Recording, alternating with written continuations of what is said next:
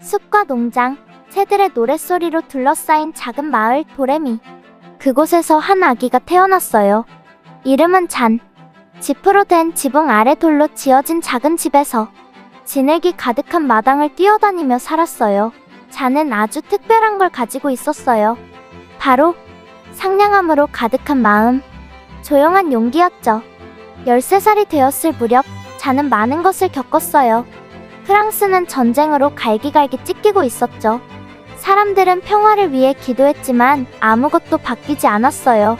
잔은 밭일을 도우며 동물들에게 먹이를 주고 교회에 다니며 하루하루를 보냈어요. 그러던 어느 따뜻한 여름날 오후, 햇살이 나무 사이로 쏟아지는 그 순간, 그녀는 무언가를 들었어요. 귀로 들은 것이 아니라 마음으로요. 잔아, 용감해지렴. 언젠가 너는 프랑스를 구하게 될 거야. 방금 천사였을까? 그날 이후로 잔은 뭔가 달라졌어요. 하지만 마음은 더 확고해졌죠. 잔은 많은 사람에게 이 이야기를 하지 않았어요. 13살 소녀가 성인들과 천사와 이야기했다고 하면 누가 믿어줄까요? 하지만 그 목소리는 다시 찾아왔어요. 그리고 또다시 성 미카엘, 성 카타리나, 성 마르가리타. 그들은 모든 걸 말해주진 않았어요. 다만 이렇게 속삭였죠. 믿음을 가져라. 귀 기울여라. 언젠가 내가 이끌게 될 것이다. 이끈다고요? 그녀는 그저 한 소녀였어요. 사람들이 보기엔 잔은 그저 진흙 묻은 신발을 신고 눈빛이 부드러운 농부의 딸이었어요. 하지만 잔은 단 하나는 알고 있었어요. 때가 오면 난 준비되어 있을 거야. 그리고 언젠가 그 조용한 마을의 조용한 소녀는 역사 속으로 걸어 들어가게 돼요. 세상을 흔들 만한 믿음을 품고서 주님이 나를 믿는다면 나도 나를 믿을 수 있을지도 몰라. 잔이 17살이 되었을 무렵 그녀는 목소리를 들었어요. 왕에게 가라. 그가 너를 도울 것이다. 하지만 한 가지 아주 작은 문제가 있었어요. 그녀는 왕을 어떻게 만나야 할지 전혀 몰랐던 거예요. 자신의 마을을 벗어나 본 적도 거의 없었죠. 이제 그녀는 진흙탕과 차가운 바람, 그리고 적의 영토를 지나 걷고 있었어요. 단 한 번도 본 적 없는 왕자를 찾아가기 위해서요. 모두가 그녀에게 미쳤다고 말했죠. 여자애가 왕에게 간다고?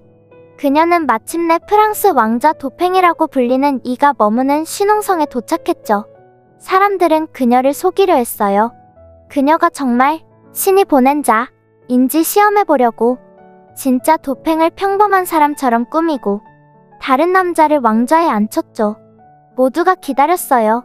시골에서 온 이상한 소녀가 과연 어떤 행동을 할지. 잔은 천천히 방 안을 둘러보았어요. 그녀의 시선은 가짜 왕을 스쳐 지나가더니 멈췄죠. 그리고 그녀는 망설임 없이 평범한 옷차림으로 군중 속에 서 있던 진짜 도팽에게 곧장 걸어가 깊이 고개를 숙였어요. 하느님께서 저를 보내셨습니다. 고귀한 도팽이시여. 당신이야말로 진정한 프랑스의 후계자입니다. 호라는 숨소리조차 멎은 듯 조용해졌어요. 도팽조차 믿을 수 없다는 듯 놀랐죠. 어떻게 나인 줄 알았소? 하늘이 제게 알려주었어요. 도팽은 충격을 받았어요. 그는 잔을 따로 불러 단둘이 이야기를 나누었어요. 그리고 아주 오랜만에 미래의 왕은 희망을 품었어요. 금에서 온 희망이 아니었고 장군들에게서 온 것도 아니었죠. 진흙 묻은 부츠를 신고 영혼의 불꽃을 지닌 17살 소녀에게서 온 희망이었어요. 대부분의 사람들은 용감해지려면 힘이 필요하다고 생각해요. 하지만 잔은 그 반대를 증명했죠. 그녀는 먼저 용감해졌고 그제서야 세상이 귀를 기울였어요. 옛날 옛적 길고 지치는 전쟁의 한가운데에 오를레앙이라는 도시가 포위당하고 있었습니다. 영국군이 몇 달 동안 도시를 에워쌌죠. 사람들은 굶주리고 있었고 희망은 점점 사라져갔습니다. 프랑스의 지휘관들, 지치고 확신이 없었습니다. 백성들, 두렵고 배고팠죠. 왕은 지켜보기만 하며 지는 것이 두려웠습니다. 그러나 그때 한 소녀가 나타났습니다. 장군도 아니고 기사도 아니며 전쟁을 훈련받은 이도 아니었습니다. 그녀의 이름은 잔이었습니다. 그녀는 빛나는 갑옷을 입고 하얀 말을 타고 나타났습니다. 그리고 이렇게 적힌 깃발을 들고 있었죠. 예수, 마리아, 그리고 프랑스. 군인들은 비웃었습니다. 10대 소녀가 군대를 이끈다고? 그녀는 그냥 아이일 뿐이야. 하지만 자는 전혀 흔들리지 않았습니다. 그녀는 도시의 성문 앞으로 말을 몰고 가 사람들에게 문을 열라고 외쳤습니다. 나는 포위를 끝내러 왔습니다. 당신들은 혼자가 아닙니다. 프랑스는 다시 일어설 것입니다.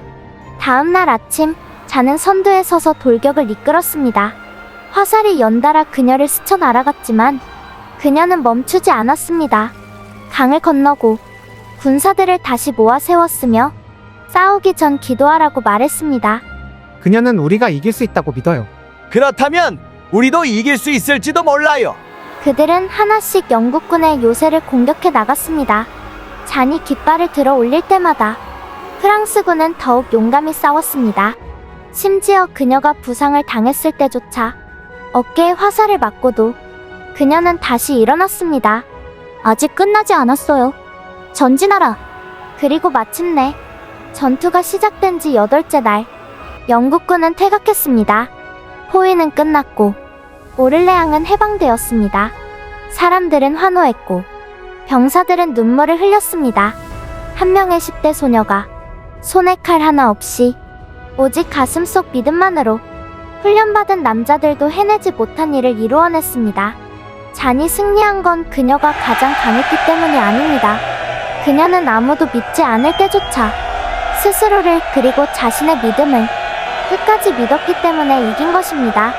그리고 때로는 그 믿음이 세상의 흐름을 바꾸는 힘이 됩니다. 그녀는 프랑스가 끝나지 않았다는 것을 증명했습니다.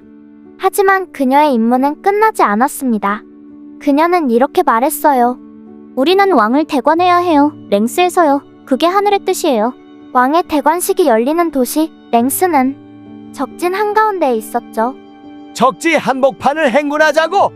그들은 말도 안 되는 일이라 생각했습니다. 하지만 잔다르크는 남들이 뭐라 하든 신경 쓰지 않았습니다. 그녀는 믿었으니까요. 그리고 믿음은 군대를 움직이게 합니다. 잔다르크는 수천 명의 병사들을 이끌고 프랑스 전역을 가로질렀습니다. 도시를 지나고 강을 건너고 전장을 통과하면서요. 그리고 이상한 일이 일어났습니다. 그들이 행군할 때 사람들이 집 밖으로 나왔습니다.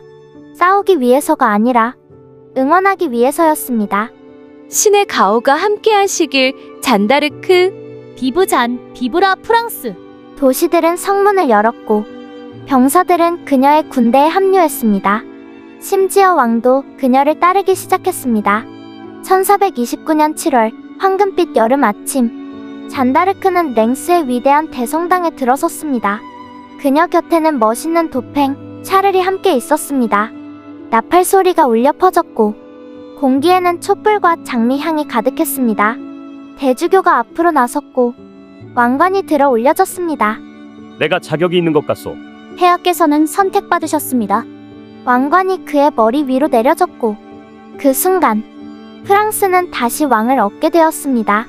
하지만 백성들의 마음속 진정한 영웅은 잔다르크였습니다.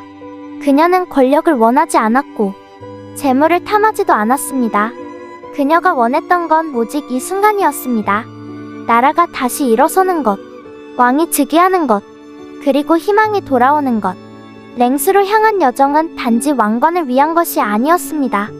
그것은 용기에 관한 이야기였습니다. 믿음에 관한 이야기였습니다. 모두가 아니요 라고 말할 때 한 소녀만이 예 라고 대답했던 이야기였습니다. 왜냐하면 때로는 다른 누구보다 먼저 믿어야만 비로소 다른 사람들도 볼 수 있기 때문입니다. 어떤 영웅은 검으로 싸웁니다. 어떤 영웅은 믿음으로 왕관을 들어올립니다. 그녀는 군대를 이끌었습니다.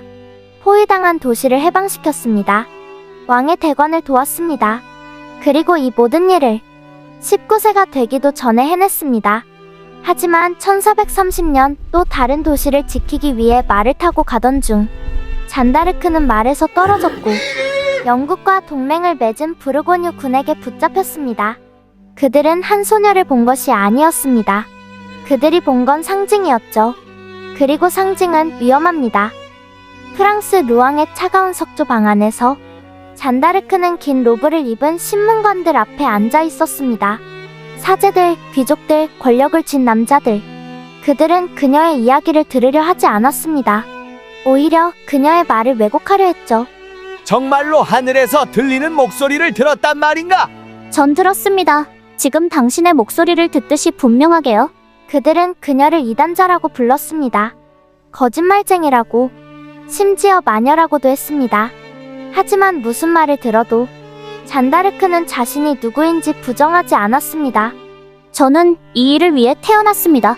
그리고 결국 그녀의 말을 막을 수 없었던 그들은 그녀의 몸을 침묵시키기로 했습니다. 1431년 5월 30일, 그녀는 도시 한복판에 세운 나무 기둥에 묶였습니다. 불길이 치솟을 때 잔다르크는 하늘을 올려다보았습니다. 그리고 마지막 숨을 내쉬며 오직 한 단어만을 남겼습니다. 예수. 25년이 지난 후 그녀를 불태웠던 바로 그 교회가 새로운 조사를 시작했습니다. 그리고 이번에는 그들은 귀를 기울였습니다. 그들은 그녀를 알았던 사람들의 말을 들었습니다. 병사들, 마을 사람들, 심지어 그녀의 적들까지. 그들이 발견한 진실은 단순했습니다. 잔다르크는 잘못된 재판을 받았던 것입니다. 그녀의 이름은 회복되었고 그 재판은 부당한 것으로 공식 선언되었습니다.